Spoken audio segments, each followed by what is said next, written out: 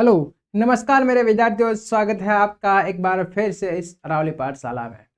विद्यार्थियों, हम कक्षा 9वीं की गणित पढ़ रहे थे, जिसमें हमने अपना चैप्टर नंबर 6 स्टार्ट किया था और उसके हमने प्रश्नावली 6.1 तो कंप्लीट कर ली थी। अगर आप हमारे चैनल पर पहली बार आए हुए हो तो आप एक बार चैनल को सब्सक्राइब कर दीजिएगा तथा हमारी लास्ट वाली वीडियो पे आप जरूर देखें ताकि आपको ये प्रश्नावली पूरी तरह से समझ में आ सके। अपन चैप्टर पढ़ रहे हैं रेखाएं और कोण, जिसमें आज अपन शुरू करने वाले हैं प्रश्नावली 6.2। चलिए, इससे पहले नए हो तो चैनल को जरूर सब्सक्राइब करके आगे वाले वीडियो देख के आप इस वीडियो के ऊपर आए ताकि आपको अच्छे से कंसेप्ट समझ में आ जाएगा। और इस चैनल पर आपको क्लास 9 की भी गणित पूरी उपलब्ध हो जाएगी आने वाले समय में, ठीक है, क्योंकि लगातार वीडियो अपलोड होते रहते हैं। चलिए, आज हम स्टार्ट करते हैं अपने ये वाली वीडियो लेक्चर। देखिए,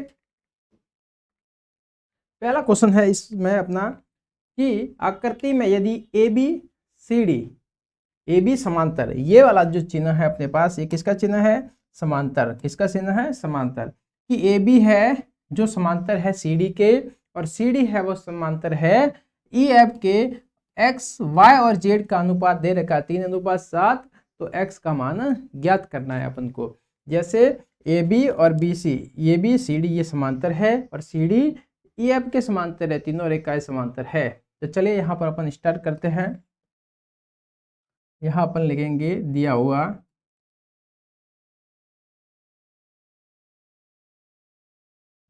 है। क्या दे रखा है अपन को? यहाँ दे रखा है मुझे ए बी समांतर सी डी, फिर दे रखा है एक सी डी है वो समांतर है ई एफ के, ठीक है। और दे रखा है जैसे कि y अनुपात जेड अपन को दे रखा है 3:6:7। तो मैंने माना y बराबर 3:7 है, y को मैंने माना 3x, ठीक है। और जेड है तो 7:7 है, तो इसको माना अपन ने 7x मान। यहाँ तक आपको समझ में आया अच्छे से? अब आगे देखिए, अपन को x का मान निकालना है। x का मान निकालने के लिए देखिए y किसके, y और z का मान है 3x और 7x। तो यहाँ देखिए ये y है, यहाँ पर मैं कोई कोण मान लेता हूँ एक। कितना मान लिया मैंने? कोण एक माना, ठीक है। यहाँ पर देखिए ये कोण एक माना, तो y और कोण एक क्या हो जाएंगे? शीर्षाभिमुख कोण। तो यहाँ पर अपन देखेंगे कोण y बराबर कोण एक शीर्षाभिमुख कोण, दोनों बराबर हो जाएंगे। जितना y है उतना को उतना ये वाला कोण हो जाएगा। और दोनों इसमें कौन से प्रॉपर्टी लगेगी? ये दोनों है शीर्षाभिमुख कोण। कौन से है? शीर्षाभिमुख कोण। यहाँ तक समझ में आया अच्छे से? शीर्षाभिमुख कोण। तो जो y है वो अपना कोण ए बी हो जाएगा, एक भी हो जाएगा। तो कोण एक बराबर हो जाएगा मेरे पास y कितना है? 3x, ये भी हो गया 3x। आया समझ में यहाँ से? अब देखिए कोण एक और z ये दोनों अंदर वाले कोण है। जैसे एक तिरछी रेखा काट रही है दो समांतर रेखाओं को, ये दोनों अंतर कोण है। अंतः कोण कौन से है? अंतः कोण। और अंतर दोनों अंतः कोणों का मान हमने पढ़ाया था कि दोनों अंतः कोणों का मान 180 होता है। तो यहाँ पर देखेंगे कोण एक प्लस कोण z बराबर 180, ठीक है, अंतः कोण। यहाँ तक आपको कंसेप्ट समझ में आया अच्छे से? फिर देखिए कोण एक का मान 3x है प्लस z का मान कितना है मेरे पास? 7x बराबर 180। ये हो गया 10x बराबर 180। यहाँ से x बराबर आया 180/10। तो कितना आया x का मान? यहाँ से x का मान यहाँ से मेरे पास आ जाएगा 18। कितना आ जाएगा? 18, ठीक है। चलिए यहाँ से अपन करते हैं वापस। तो मेरे पास x 180 में मैंने 10 का भाग दिया तो मेरे पास आया 18। कितना आया? 18। अब मेरे पास y बराबर कितना था?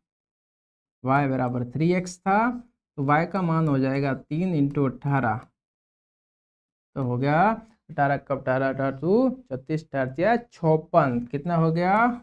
54 डिग्री। फिर अपन के पास था z बराबर था 7x, तो z बराबर हो जाएगा 7 इंटू 18, 7 इंटू 18 कितना हो गया, 7 इंटू 18 तो 56 के 6 5 7 और 5 12, 126 डिग्री। कितना हो गया, z बराबर 126 डिग्री। यहाँ तक समझ में आ रहा है आपको अच्छे से। फिर देखिए आगे किस प्रकार से करेंगे। यहाँ देखिए, अब यहाँ से अपन देखेंगे तो ये है, ये x है, ये सीधा ये z से क्या है, एकांतर कोण है। देखिए ये x वाली ये लाइन जा रही है ऐसे, फिर ये क्रॉस जा रही है, फिर ये आया z वाली लाइन, ठीक है। यहाँ x बन रहा है और यहाँ बन रहा है z, ये दोनों क्या है, ऐसे z आकृति बनती है, उनको क्या बोलते हैं, एकांतर कोण। क्या बोलते हैं, एकांतर कोण। तो यहाँ पर अपने पास हो जाएगा कोण x बराबर कोण z क्या है, कौन सा नियम लगेगा, एकांतर कोण का, एकांतर कोण। आया समझ में, चलिए बढ़िया। तो यहाँ से मेरे पास x बराबर भी आ जाएगा 126 डिग्री। इस प्रकार से इस पूरे सवाल को अपन ने हल किया। समझ में आया यहाँ तक अच्छे से, एक बार इसको देख लीजिए।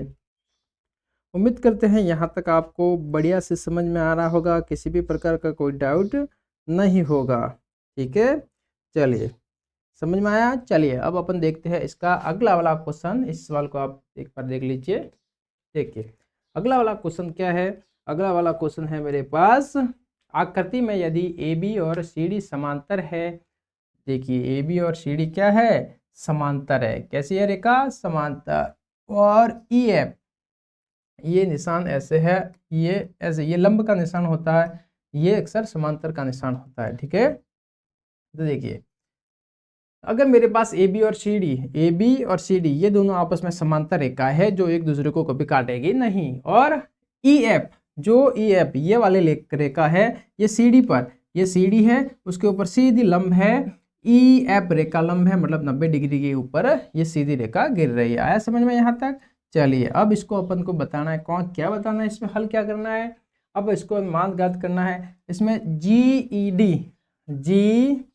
E और D, मतलब ये वाला पूरा मान इसने दे रखा है 126 डिग्री। कितना दे रखा है, 126 डिग्री। AGE इसमें ज्ञात करना है, AGE ये वाला कोण अपन को ज्ञात करना है। फिर ज्ञात करना है GEF ये वाला कोण ज्ञात करना है। ये वाला कोण अपन को एक ज्ञात करना है, दो, एक ज्ञात करना है FGE मतलब एक ये वाला कोण ज्ञात करना है, ठीक है। सबसे पहले देखिए क्या दिया हुआ है, दिया हुआ है,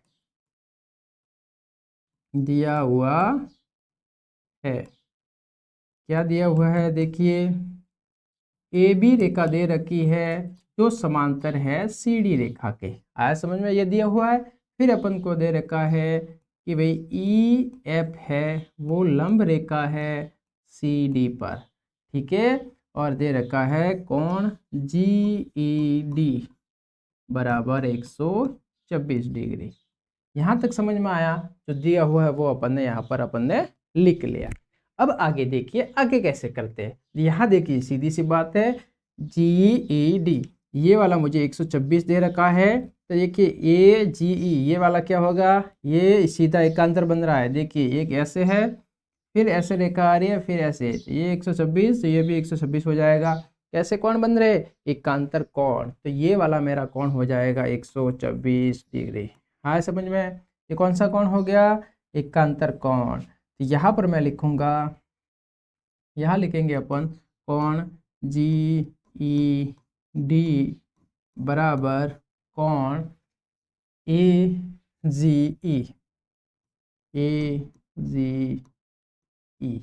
एकांतर कोण। कौन से कोण है ये, एकांतर कोण, ठीक है। एकांतर कोण मतलब जेड आकृति बनती है। यहाँ पर लिखेंगे AGE बराबर 126 डिग्री। आया समझ में। फिर देखिए अपन को AGE आ गया, GEF ज्ञात करना है। GEF ये कैसे ज्ञात करेंगे, देखिए मेरे पास जैसे कि ये कोण है, यहाँ पर मैं समझा दे रहा हूँ आपको। देखिए ये मेरे पास टोटल 126 है, ठीक है। उसमें से ये मेरे पास 90 डिग्री दे रखा है मुझे कि ये 90, तो ये मुझे निकालना है और यही AGE है। ठीक है, यही कोण GEF, ये निकालना है ना, GEF ये वाला कोण। ठीक है, तो यही ये वाला कोण है। आया समझ में? चलिए एक बार इसको अलग पेन से मैं कर रहा हूँ। ये वाला कोण मुझे ज्ञात करना है। ये वाला कोण ज्ञात करने के लिए क्या करूंगा, इस पूरे 126 में से ये वाला घटा दूंगा। क्यों? क्योंकि 126 वाला है, ये पूरा 126 कोण है। ये किन से मिलकर बना है? एक तो ये छोटे वाला कोण इन दोनों टुकड़ों से मिलकर बना हुआ है, तो इन दोनों में से ये दोनों से मिलकर बना हुआ है, दोनों का पार्ट है, तो एक अपन को दे रखा है तो दूसरा अपन निकाल सकते हैं। आज समझ में कैसे निकालेंगे, यहाँ देखिए, इसको तरीके से लिखेंगे। देखिए तरीके से कैसे लिखेंगे, देखिए ये बड़ा कोण है GED, देखिए कोण GED, ये बना है अपने पास FED, एक तो इसमें आता है FED, प्लस दूसरा कोण आता है इसमें GEF, ये आता है GEF। ठीक है, अब ये वाला मेरे पास है 126 और ये वाला जैसे ऐसा निशान दे रखा है ना, ऐसे करके, ये ऐसा निशान मतलब 90 डिग्री का होता है वो, तो ये कितना है 90 का है। ठीक है, प्लस मुझे निकालना है GEF। यहाँ देखिए ये GEF निकालना है, तो 90 है, 90 को मैं बराबर के इस साइड ट्रांसफर कर रहा हूँ तो ये निकल जाएगा। तो यहाँ पर आ जाएगा मेरे पास, देखिए इसको मैं रब कर रहा हूँ, तो यहाँ पर हो गया, देखिए 126 माइनस 90 बराबर कोण GEF। ठीक है, इसमें से गया तो कितना बचा, 36 डिग्री, मतलब अपने पास कोण का मान आया AGF, तो कोण GEF इसका मान आया 126 में से 90 गए तो मेरे पास बचा 36 डिग्री। कितना बचा, 36 डिग्री। तो इस वाले कोण का मान कितना आया, 36।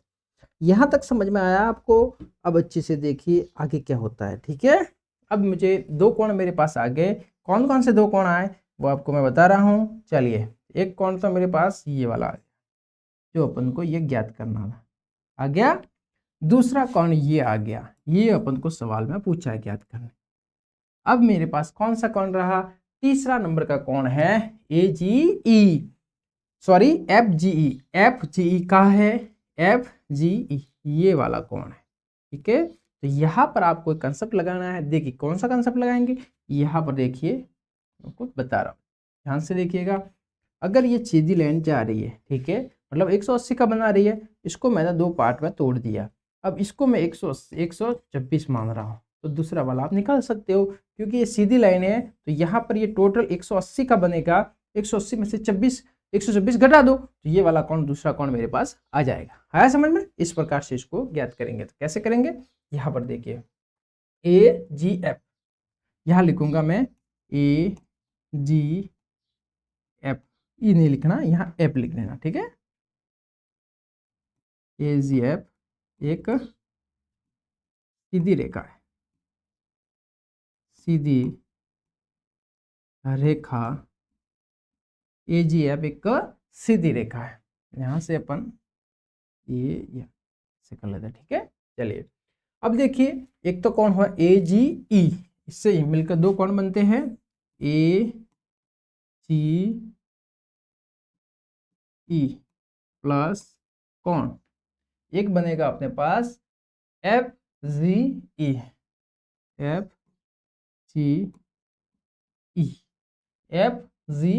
AGE ये वाला FGE, ये दोनों कौन बनेंगे, बराबर दोनों होंगे 180 के। आप चाहो तो यार लिख सकते हो रैखिक युग्म, रैखिक युग्म।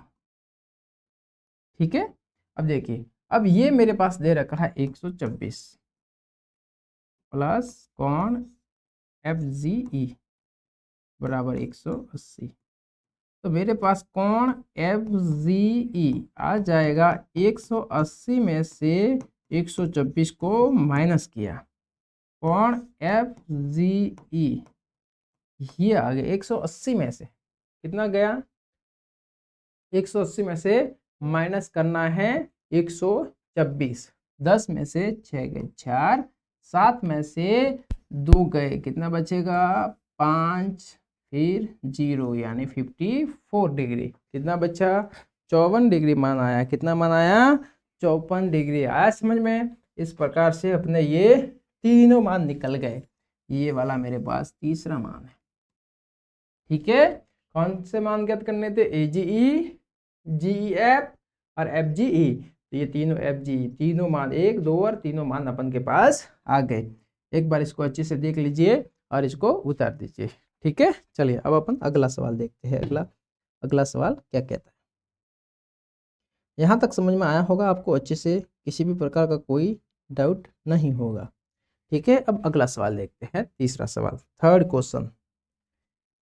तीसरा क्वेश्चन देखिए, आकृति में यदि PQ समांतर है ST के, PQR 110 डिग्री है, PQR 110 डिग्री है और RST 130 डिग्री है, तो QRS ज्ञात करना है। QRS मतलब आपको ये वाला कोण ज्ञात करके बताना है। कौन सा, ये वाला कोण बताना है कि ये कोण कितने का है।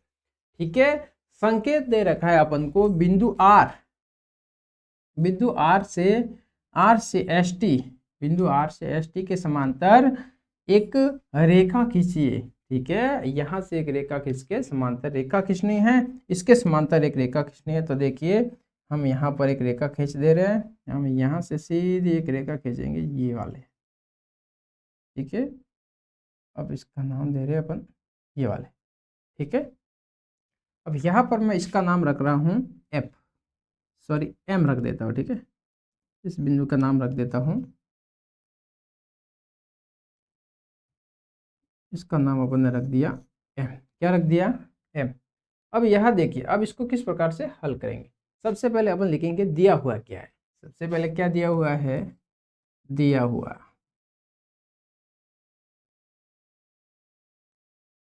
हुआ है मेरे पास PQ है, वो समांतर है ST के। ठीक है, फिर दे रखा है मुझे कि PQR बराबर 110 डिग्री और RST बराबर 130 डिग्री। ठीक है, समझ में आया। जो अपन को दे रखा है वो मैंने लिखा। ये संकेत दे रखा है, इसको आगे बढ़ाना था, अपन ने बढ़ा दिया। ठीक है, यहाँ तक समझ में आ रहा है आपको अच्छे से। देखिए, ठीक है, यहाँ पर Q होगा, Q को ST के समांतर आगे बढ़ाना है, तो मैंने इस वाले रेखा को ST के समांतर आगे बढ़ा दिया। ये किया अपन ने। अब मुझे ज्ञात करना है ये वाला कोण। तो यहाँ पर देखिए, अब मुझे एक तो ये वाला कोण पता करना है, अंदर वाला ये वाला कोण मुझे पता करना है, एक मुझे ये वाला कोण पता करना है, ताकि मैं त्रिभुज के तीनों कोणों का योग 180 होता है, उस तरीके से मैं 1, 2 तीनों कोणों को जोड़ के इन दोनों को 180 में से घटाऊंगा तो हर का मान आ जाएगा त्रिभुज वाले फॉर्मूले से। ठीक है, अब देखिए मुझे इसके लिए ये और ये दोनों कोण चाहिए। तो यहाँ पर देखिए, ये सीधी रेखा है, यहाँ पर एक कोण 110 आ गया। ठीक है, तो यहाँ ये दूसरा कोण तो मेरे से निकल जाएगा। कैसे, रेखिक युग्म, ये 180 होता है टोटल, तो इसमें से 110 ये है, तो ये अपना दूसरा आ जाएगा। ठीक है, मगर यहाँ पर देखिए, यहाँ पर क्या सिस्टम है, यहाँ देखिए ये दो रेखा है, आया समझ में। ये ऐसे की ऐसे रेखा आ गई। अब इसको मैं यह से काट रहा हूँ। चलिए बढ़िया, देखिए एक कोण तो मेरे पास ये वाला बन गया, जैसे कि ये बना कोण। दूसरा कोण मेरे पास यहाँ बनेगा, तो दूसरा कोण मैंने कि देखिए दूसरी वाली रेखा के नीचे वाला कोण है, मतलब ये वाला कोण है। ठीक है, तो ये मैंने आपको बताया, ये वाले कोण कैसे संगत कोण होते हैं। कैसे होते हैं, संगत कोण एक जैसे होते हैं, संगत कोण, तो संगत कोण हमेशा बराबर होते हैं। ठीक है, चलिए तो यहाँ पर अपन मान लेते हैं, जैसे ये है कोण मेरे पास एक, कितना है कोण एक, यहाँ पर मान लेता हूँ मैं 2 और यहाँ पर मैंने माना 3। ये मैंने कोणों को मान लिया है। चलिए अब आगे इसको हल करते, कैसे हल करते देखिए, समझ में आया होगा यहाँ तक। देखिए अब बढ़िया से समझिए, देखते रहिए वीडियो को। अगर ज़्यादा स्पीड लगे तो वीडियो को धीमा करके भी आप देख सकते हो। ठीक है, सबसे पहले देखिए यहाँ पर देखते हैं। ठीक है, M ये समांतर रेखा आ गई R तक, ST के समांतर रेखा मैंने R M पी तो है इसमें, एम एन, इसको एम एन रेखा मान लेते हैं, ठीक है। यहाँ पर अपन देखते हैं एस टी समांतर एम एन, ये दोनों समांतर है, ठीक है। देखिए कोण एक, यहाँ पर देखेंगे कोण एक बराबर 130 डिग्री, या इसको अपन मानेंगे, पहले अपन कोण भी लिख सकते, कोण एक और ये वाला कोण, कोण कौन सा 130 वाला, आर एस टी, ये वाला कोण और कोण एक संगत कोण है। कैसे कोण है? संगत कोण है, कोण आर एस टी संगत कोण। कैसे कोण है? संगत कोण। संगत कोण आपस में बराबर होते हैं, ठीक है। तो ये कोण एक बराबर भी मेरे पास हो जाएगा 130 डिग्री। आया समझ में? कोण एक और दो, ये दोनों सीधी रेखा जा रही है, एक और दो दोनों मिलकर रेखिक युग्म बनाएंगे, तो कोण एक प्लस कोण दो, तो रेखिक युग्मों का मान दोनों का 180, यहाँ पर होगा रेखिक युग्म। क्या होगा? रेखिक युग्म, ठीक है। तो यहाँ से कोण एक का मान 130 निकल गया, प्लस कोण दो बराबर 180, तो कोण दो बराबर कितना हो जाएगा? 180 में से कितना गया? 130। कितना गया? 130। आज समझ में यहाँ तक? चलिए अपन आगे देखते हैं।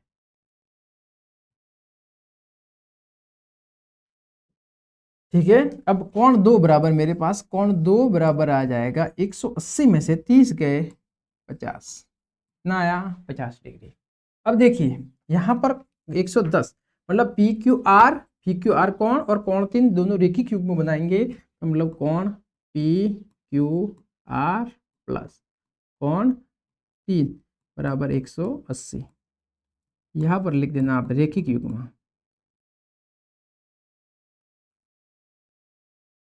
ठीक है, आ गया समझ में? अब देखिए कोण तीन, यहाँ इसका मान कितना है? 110 डिग्री, 180। कोण तीन बराबर आ जाएगा, यहाँ से 180 में से 110 को माइनस करेंगे, तो कोण तीन बराबर हो गया 70 डिग्री। ठीक है, यहाँ तक आ गया समझ में? अब देखिए त्रिभुज, ये त्रिभुज बन रहा है क्यू आर और एम, ये त्रिभुज बन रहा है मेरे पास, त्रिभुज क्यू आर एम में। ठीक है, क्यू आर और एम तीनों कोण देखिए, कोण क्यू, कोण एम और कोण आर बराबर 100। क्यों? क्योंकि त्रिभुज के तीनों कोणों का मान 180 डिग्री होता है। क्यू का मान अपने पास कितना आया? तीन का, क्यू मतलब तीन का मान आया अपने पास 70 डिग्री। एम का मान मतलब दो का मान, तो दो का मान मेरे पास कितना आया? 50 डिग्री, 50 डिग्री प्लस आर का मान तो मुझे ज्ञात करना है बराबर 180। दोनों का जोड़ा कितना हो गया? 120 डिग्री। 120 डिग्री दोनों को जोड़ा 50 और 70, 120 डिग्री, 120 उस साइड चले जाएंगे, तो आर बराबर आ जाएगा 180 में से 120 डिग्री गया, तो कोण आर बराबर आ गया मेरे पास 60 डिग्री। कितना आया? 60 डिग्री। आया समझ में? कोण आर लिखो, या अपन आप इसको लिख सकते हो क्यू आर एस बराबर 60 डिग्री, ये मेरे पास मान आ गया। समझ में आया? यहाँ पर कैसे किया सवाल को अच्छे से समझ लिया? कितना आया? कोण आर बराबर 60 डिग्री। कितना आया? 60 डिग्री। इस प्रकार से अपन ने इस क्वेश्चन नंबर 3 को भी अच्छे से हल कर दिया है। अब आगे वाला क्वेश्चन देखिए, अच्छे प्रकार से देखिए, आगे वाला क्वेश्चन भी बहुत ही शानदार क्वेश्चन है। ठीक है, चलिए यहाँ तक अपन ने कंप्लीट कर दिया। अब अगला सवाल है अपने पास 500 सवाल। 500 सवाल देखिए, आकृति में यदि ए बी और सी डी समांतर है, ए बी और ये सी डी ऊपर वाली रेखा और ये सी डी रेखा दोनों समांतर है, A P Q 50 degree, A P Q ये वाला 50 डिग्री कितने का है? 50 का, ये पी है 50 डिग्री, और पी आर डी 127 है, तो एक्स और वाई के मान अपन को ज्ञात करना है। तो यहाँ से मुझे सीधा दिख रहा है क्या? ऐसे रेखा है, ये वाली रेखा आ गई, इसके बाद ये रेखा है, ठीक है, इसके बाद वापस ये है, तो ये कितना है? 50, ये मेरे पास एक्स है, सीधा दिख रहा है। 50 और एक्स क्या एकांतर कोण बन जाएंगे, तो अपने सीधा सा एक्स का मान आ गया 50 डिग्री। आया समझ में? इसी प्रकार से आपको ये सिंपलेट हल करना है, बहुत ही ज़्यादा सरल सवाल है, आसानी से आप करेंगे इसको। ठीक है, सबसे पहले लिखेंगे दिया हुआ है, क्या दिया हुआ है, ए बी बराबर सी, ए बी समांतर सी डी। फिर दे रखा है ए पी क्यू बराबर 50 डिग्री। फिर दे रखा है पी आर डी बराबर 127 डिग्री। समझ में आया यहाँ तक कंप्लीट? अब आगे देखिए, आगे क्या करते हैं। देखिए ए पी क्यू, अब अपन को दे रखा है ए पी क्यू बराबर कोण एक्स। ये कोण एक्स के साथ क्या बना रहे हैं, एकांतर कोण। क्या बना रहे हैं,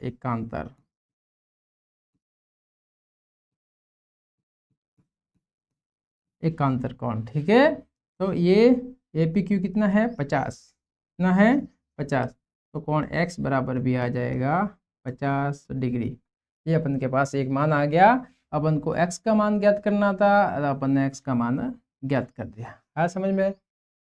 अब आगे देखिए अगला सवाल। अगला क्या है, अब y का मान ज्ञात करना है। तो y कहाँ पर है, ये y ये रहा।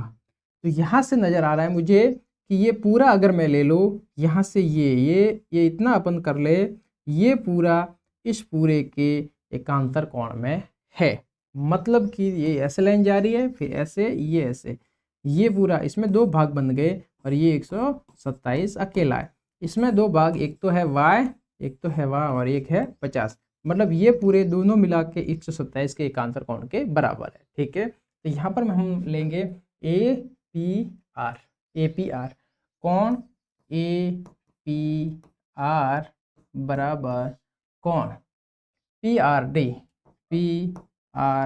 डी एकांतर कोण। एकांतर कोण कैसे कोण है, ये है मेरे पास एकांतर कोण। ठीक है, एपीआर क्या है, एपीआर दे रखा है 50, एक तो है 50 और y दोनों को मिला के एपीआर ये दे रखा है मेरे पास 127। यहाँ से मेरे पास y बराबर आ गया 127 में से 50 को माइनस किया, 127 में से 50 को माइनस करेंगे तो y बराबर आ जाएगा 7 में से 0 गया तो 7, कितना आ गया, 7 में से 0 गया तो 7, फिर 2 में से 5 नहीं जाते, 12 में से 5 गए तो 7, 77, कितना आ गया 77। यहाँ पर ये खत्म होता है। अब हम देखते हैं अगला वाला क्वेश्चन, छठा क्वेश्चन। देखिए आकृति में बी क्यू, जिसमें पी क्यू और आर एस दो दर्पण है। क्या है, दर्पण है, एक दूसरे के समांतर रखे हुए, मतलब एक दूसरे के समांतर, कभी आपस में एक दूसरे से नहीं मिलेंगे। एक ही आयतन किरण इंसिडेंस रे और ए बी दर्पण पी क्यू से बी पर टकराती है। जैसे कि ये वाली रेखा है ए बी, क्या है ये ए बी है, जो इस दर्पण से टकराती है। ठीक है, ए बी दर्पण पी क्यू पर टकराती है, से बी तक टकराती है और परावर्तित किरण रिफ्लेक्टेड रे पथ बी सी पर चलकर आर एस, बी सी पर चलकर आर एस वाले इस दर्पण पर सी पर टकराती है तथा पुनः सी डी के अनुदिश परावर्तित हो जाती है। सिद्ध कीजिए कि ए बी और सी डी ये दोनों आपस में समांतर है। ठीक है, इसका मतलब है ये दोनों दर्पण समांतर रखे हुए हैं। यहाँ से एक रेखा जाती है, यहाँ बी पर टकराती है, फिर यहाँ से परावर्तित होकर इस दर्पण पर सी पर टकराती है, यहाँ से टकरा कर वापस परावर्तित होकर सी डी के अनुदिश जाती है। तो आपको सिद्ध करना है कि ये वाली और ये वाली दोनों रेखाएं आपस में समांतर है। अगर मैं सिद्ध कर दूं कि ये वाला कोण और ये वाला कोण आपस में बराबर है, अगर कोण बराबर है तो ये रेखाएं समांतर ही जाएगी। ठीक है, क्यों, देखिए ये दोनों रेखाओं, इन दोनों रेखाओं के बीच में ये वाला और ये वाला कोण, देखिए अगर इन दोनों का मान 180 होता है, क्या होता है 180 होता है। अगर मैं आपको बता दूं, ठीक है, जैसे कि अब इनका जैसे आप देखेंगे, एक तो ये है, ये रेखा 180 सिद्ध कर दे इन दोनों का अंतःकोणों का मान, तो भी आपको रेखा समांतर मिलेगी। अगर देखिए यहाँ पर क्या है और यहाँ पर जेड बनेगा, ये यहाँ से ये यहाँ ये जेड बन रहा है, जेड बन रहा है, तो ये वाला कोण और ये वाला कोण, ये आपस में कोण आपस में क्या होते हैं, एकांतर कोण। एकांतर कोण बराबर होते हैं। अगर ये दोनों कोण एकांतर कोण अगर बराबर हो जाए, अगर बराबर है, रियल में एकांतर है, बराबर हो, तो ये दोनों रेखाएं समांतर सिद्ध हो जाएगी ऑटोमेटिकली। ठीक है, समझ में आया। अगर ये दोनों एकांतर कोण आपस में बराबर है तो ये दोनों रेखाएं, ये और ये रेखाएं समांतर हो जाएगी। तो ये वाला कोण मुझे बराबर सिद्ध करना है, तो पता चल जाएगा कि ये बराबर एंगल पर झुकी हुई है। तो बराबर ये जैसे कि 60 डिग्री, ये पहली रेस, ये वाली रेस देखिए, ये जैसे 60 पर झुकी हुई से जा रही है, तो ये वाली किरण ये भी 60 से आ रही है, 60 डिग्री के एंगल पर झुकी हुई है। ठीक है, तो दोनों ही ऐसे सीधी जाएगी, आपस में एक दूसरे कभी नहीं काटेगी। तो अपन को पता करना है इन एंगल के बारे में कि ये एंगल भाई बराबर है। अगर एंगल बराबर तो रेखाएं दोनों ऑटोमेटिकली समांतर हो जाएगी। आया समझ में। चलिए इसके लिए अपन क्या करेंगे,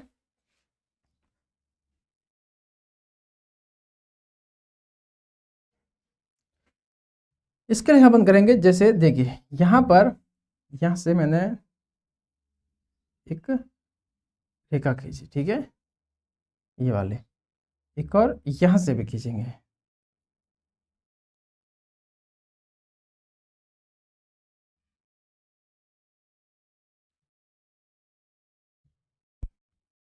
अब इसको मान लेते हैं 1, इसको मान लेते 2, इसको मान लेते 3 और इसको मान लेते हैं 4। है समझ में कंप्लीट, यहाँ तक समझ में आ रहा है। इसको माना 1, इसको माना 2, इसको माना 3, इसको माना 4। अब देखिए ये क्या खींचा अपन ने, अभिलंब। क्या खींचा, ये अभिलंब होता है ना, आपतित किरण और परावर्तित किरण के बीच एक तल होता है और दोनों के बीच में अभिलंब होता है। आपने अगर फिजिक्स पढ़ी होगी, आपने विज्ञान पढ़ी होगी, तो आपको इसमें जरूर बताएंगे, विज्ञान में आगे चलकर भी आपको बताएंगे। अभिलंब होता है जैसे कि देखिए ये तल है, उसके ऊपर कोई किरण आ रही है, यहाँ से ये परिवर्तित हो रही है, यहाँ से परावर्तित होकर ये आ रही है, आपतित है, ये परावर्तित हो रही है, तो इन बीचों बीच इनके बीच एक अभिलंब होता है। क्या होता है, अभिलंब। वही अपन ने अभिलंब खींचा है। ठीक है, आया समझ में। एक एक बात को आपको कंसेप्चुअल बता रहे हैं। ठीक है, चलिए सबसे पहले लिखेंगे अपन, इसमें लिखेंगे। ठीक है, अब ये क्या है, अपन माना ये वाला, ये अपन को सीधा सा बी बिंदु पर ये सीधा लंब है। एक तरीके से क्या है, ये बी बिंदु पर अपन ने ये एक तरीके से अपन ने लंब खींचा है। क्या खींचा है, लंब खींचा है। ठीक है, अब इसको, अब चाहो तो इसको नाम भी दे सकते हो। इसका नाम अपन ने ई दिया, इसका नाम अपन ने एफ दिया। तो ई बी एक लंब है, ई बी लंब है पी के ऊपर। ठीक है, ये अपन ने किया। इसके ऐसा ही देखिए एफ सी या सी एफ सी लिख सकते हैं, एफ सी लंब है आर एस पर। ठीक है, यहाँ पर समझ में आया। अब देखिए ये सीधी की किरण आ रही है, आपतित कोण, ये आपतित कोण, अगर ये इस किरण के द्वारा, ये आने वाली किरण के द्वारा बनाया गया कोण आपतन कोण होता है, और परावर्तन के बाद जाने वाले किरण द्वारा बनाया गया कोण परावर्तित कोण होता है। और यही नियम है परावर्तन का कि आपतन कोण और परावर्तन का मान हमेशा बराबर होता है। तो यहाँ पर क्या लिखेंगे अपन, कोण 1 बराबर कोण 2 अपन लिख सकते हैं। क्यों लिख सकते हैं, क्योंकि आपतन कोण और परावर्तन कोण के मान बराबर होते हैं। यहाँ मैं लिखूंगा कोण 1 बराबर कोण 2, ये मेरे पास आ गया समीकरण 1। ठीक है, इसी प्रकार से यहाँ पर भी देखिए, यहाँ पर भी होगा कोण 3 बराबर कोण 4। क्या होगा, समीकरण 2। यहाँ पर अपन लिखेंगे आपतन कोण, आपतन कोण व परावर्तन कोण, कोण का मान बराबर होता है। आपतन कोण और परावर्तन कोण का मान बराबर होता है। आया समझ में। यहाँ तक आपने लिखा, एक बार इसको यहाँ तक देखिए, यहाँ तक आपको अच्छे से समझ में आया होगा। फिर देखिए अब अपन लिखेंगे, फिर देखिए अब यहाँ से देखिए, यहाँ से सीधी लाइन आ रही है, ये फिर ये, तो यहाँ पर आपको कुछ नजर आ रहा होगा, ये है एक रेखा, ये आ रही है, ये वाली। ठीक है, फिर अब एक ऐसे जा रही है, एक ऐसे जा रही है, और यहाँ पर मेरे बन रहा है 2 और यहाँ पर मेरे बन रहा है 3। तो 2 और 3 में आपको समानता दिख रही है, जेड बन रहा है। तो यहाँ पर होगा, अपन बताएंगे यहाँ पर कोण 2 बराबर कोण 3, समीकरण 3। क्या है, एकांतर कोण। क्या है ये, एकांतर कोण। ठीक है, जेड बन रहा है। चलिए समीकरण 1, 2 व 3 से देखिए, अब इसमें क्या रिलेशन है, 1 2 में देखिए, अब रिलेशन देखिए, 1 2 में 3 में, 1 2 के बराबर है, 3 4 के बराबर है और 2 3 के बराबर है। मतलब 1 2 के बराबर है, 3 4 के बराबर है। तो 3 और 4 आपस में बराबर है, 3 और 4 बराबर है, तो 3 2 के बराबर है, मतलब ये 2 भी बराबर है। मतलब देखिए यहाँ से आपको स्पष्ट हो जाएगा 1 2 के बराबर है और 2 3 के बराबर है। आया समझ में? कड़ी से कड़ी जोड़िए, देखिए 1 2 के बराबर है, 1 और 2 समान है, 2 और 3 समान है, ठीक है, मतलब ये तीनों समान हो गए, 1 2 3। तो और देखिए 3 4 के बराबर है, मतलब चारों समान हो गए। आया समझ में? वापस देखिए एक बार, 1 2 के बराबर है, 2 3 के बराबर है, मतलब 1 2 और 3 आपस में तीनों बराबर है, ठीक है। तो 3 देखिए, 3 यहाँ के 4 से बराबर है, मतलब आपस में चारों कोण आपस में बराबर है। आया समझ में? ये समझ में आया आपको? चारों कोण आपस में बराबर है। तो यहाँ पर मैं लिख सकता हूँ कोण 1 बराबर कोण 4। समझ में आया? इसका नाम मैंने दिया समीकरण 4। समझ में आया? अब दोनों पक्षों में मैं 2 से गुणा करूंगा, पक्षों में, दोनों पक्षों में 2 से गुणा करूंगा, 2 से गुणा करने, 2 से गुणा करने पर क्या होगा, 2 1 हो जाएगा, इधर हो जाएगा 2 4 हो जाएगा, ठीक है। समझ में आया? अब एक को मैं ऐसे लिख सकता हूँ 1 + 1, 4 2 बार है तो 4 4 ऐसे लिख सकता हूँ। चलिए यहाँ पर समझ में आया? तो देखिए एक पहले वाले समीकरण से देखिए, 1 और 2, 1 और 2 बराबर है, तो मैं इस 1 की जगह 2 लिख सकता हूँ, तो कोण 1 + कोण 2 यहाँ से अपन लिख सकते हैं, ठीक है। यहाँ तक समझ में आया? अब देखिए 3 और 4 बराबर है, तो 1 4 की जगह मैं 3 लिख सकता हूँ, 3 + कोण 4, ठीक है, 3 और 4 बराबर है, ठीक है। 1 और 2 क्या कौन सा कोण बनाते हैं? 1 और 2, 1 और 2 कौन सा बनाते हैं? 1 और 2 मिलकर बनाते हैं BCD, ये वाला कौन बन जाएगा? BCD। तो यहाँ पर बन जाएगा कोण BCD बराबर 3 और 4, 3 और 4 मिलकर बनाते हैं ABC, ये आ जाएगा कोण ABC, ठीक है। अगर ये दोनों ही कोण बराबर है, ये वाला कोण और ये वाला कोण आपस में बराबर है, तो ये दोनों रेखाएं कैसी होगी? समांतर होगी। अतः या लिखेंगे, अतः AB कौन सी रेखा है? AB समांतर CD, ठीक है। ये मेरे पास आंसर आ गया। आया समझ में? इस प्रकार से अपन ने यहाँ तक ये प्रश्नावली संपूर्ण पूरी खत्म कर ली है। और यहाँ पर ये अंतिम प्रश्नावली अपनी थी जिसको अपन ने बहुत ही ज़्यादा, हद से ज़्यादा बेसिक से पढ़ा है, एक कंसेप्ट लिया है। उम्मीद करते हैं आपको ये प्रश्नावली एकदम शानदार अच्छी तरीके से समझ में आई होगी।